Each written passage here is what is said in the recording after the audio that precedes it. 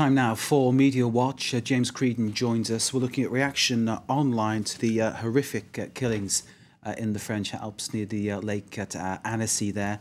4 people found shot dead in a car. One child, James, of course, wounded in the shoulder with a gunshot wound, and it's believed she was beaten too. She's critically ill in hospital. And of course, that 4-year-old child found trapped underneath, hiding underneath one of the dead women in the car, there for 8 hours.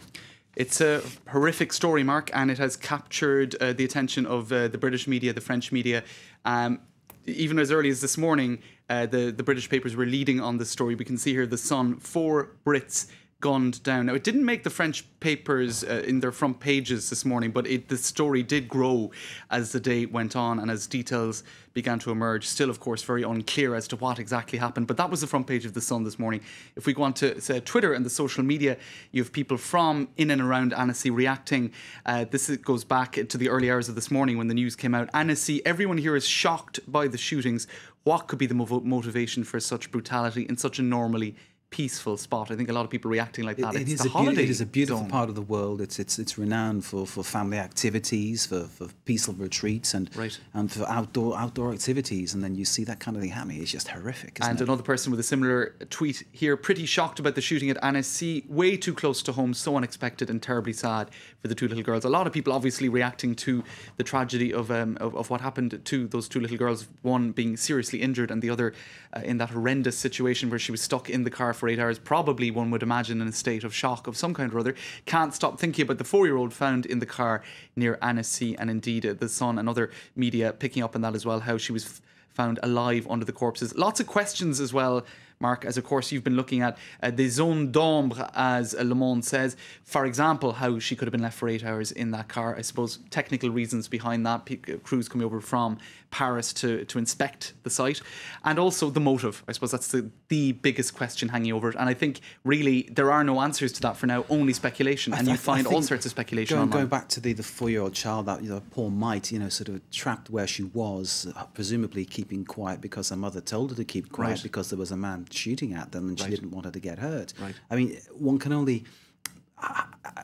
as we're just normal people, to think if you're in the position of those police officers and you were told, sort of to just basically secure the scene, not touch anything, not look at anything, it must be going over in your own mind, maybe you shouldn't have listened to those orders, you should have looked in the car at least and tried to see something. But if the girl was hidden, the girl was hidden.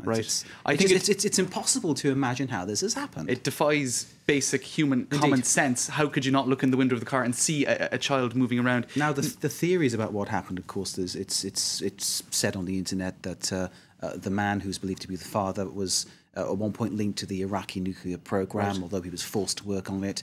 He comes to this country, he's something of a whiz kid, something of a genius in telecommunications technology. There are all kinds of theories coming up about why he may have been targeted by somebody. I'll show you some of the tweets with that speculation. This is a tweet in French.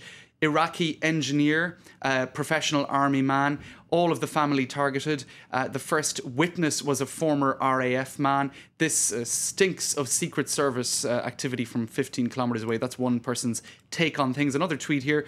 Father in Annecy, gun shooting is Iraqi.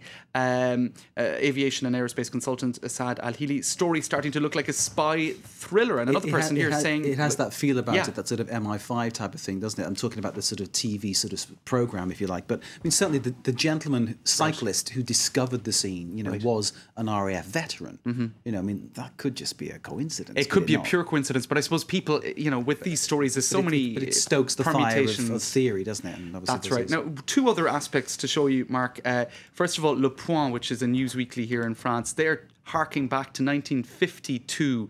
Now, this was the Dominici affair, as it was called, when kind of similarly 3 British people, a family, father, mother and daughter, were gunned down in Haute-Provence in the Alpes region, and that was never actually resolved, that case. It's a case that's kind of gone down in murder mystery lore in France. Dominici was the principal suspect.